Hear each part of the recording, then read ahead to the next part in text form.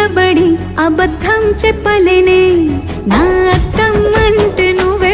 ఈ విధంగా వీడియో మనం కూడా ఎడిట్ చేయొచ్చు ఫ్రెండ్స్. ఫోటో రూమ్ అనే యాప్లో బ్యాక్గ్రౌండ్ రిమూవ్ సుమారుగా ఒక 5-6 ఫోటోలు 7 ఫోటోలు మన సాంగ్ బిట్ని బట్టి రిమూవ్ చేసుకుని ముందుగా ఒక ఫోల్డర్లో సేవ్ చేసుకోవాలి.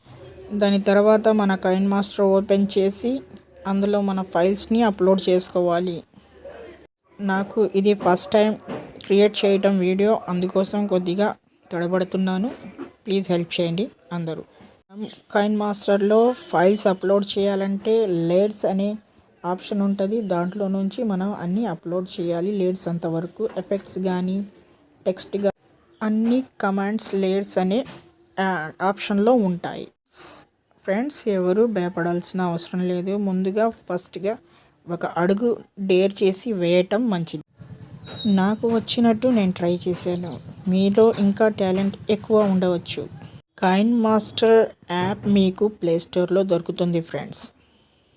మీ ఇంట్లో జరిగే బర్త్డే పార్టీలు కానీ చిన్న చిన్న ఫంక్షన్లకు మీ మొబైల్ ద్వారా వీడియోలు తీసి ఫంక్షన్స్ వీడియో మీరే సాంగ్స్ ఎడిట్ చేయడం మూలంగా మీకు తెలియని ఒక ఆనందం కలుగుతుంది. Please friends, subscribe, like and share, comment please.